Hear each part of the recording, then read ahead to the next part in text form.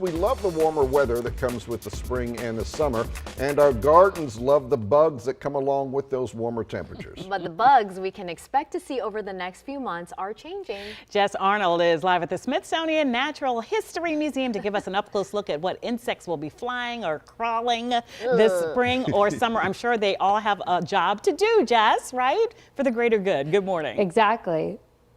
Good morning. Yeah, it is so cool to be here among this huge collection. They have millions of specimens. They are just stacked in this collection over here. I'm going to bring in Dr. Floyd Shockley, who's the entomology department here. And of course, a lot of us want to know, what can we expect to see this rest of the spring and this summer in terms of insects? Well, that's a great question. Insects have already started to emerge. Those that were out in the early spring are starting to build up in numbers. We're starting to see the migratory butterflies are starting to arrive in our area.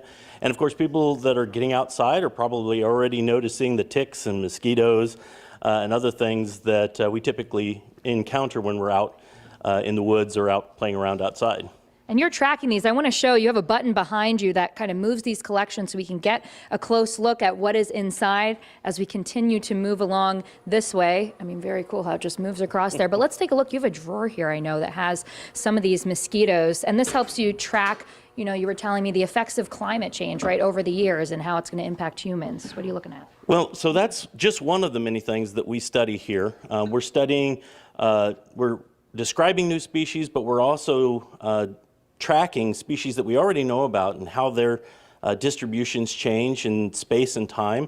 And both of those things are impacted by climate change. We get new species moving into an area. We get species moving north that are typically limited to the south. And we see things coming out earlier and earlier in the year as our winters continue to be more and more mild. And last year we were dealing with those cicadas. Are we looking at seeing more of those this year?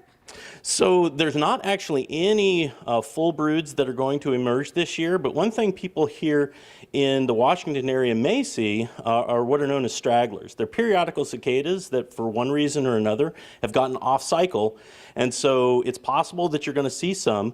They get off cycle by 1 year or 4 years, and so you may actually see some straggling brood tens emerge this year, but it won't be nearly what we saw last year. Thank you so much for giving us an up-close look here. I think a lot of us are happy to hear we will not see as many of those cicadas. Of course, we'll give you another live look in about an hour as we continue to piece through this incredible collection that's behind us. But for now, I will send it back to you guys. The cicadas are fascinating. You They gotta are. say that. All bugs are pretty fascinating. They That's are. a pretty cool job. Ugh, except to those study ones with bugs. 1,000 legs. I never need to yeah. see it again. Silverfish or whatever I it know. is. We've Yeah. talked about this. Bye-bye. Yeah, don't like that.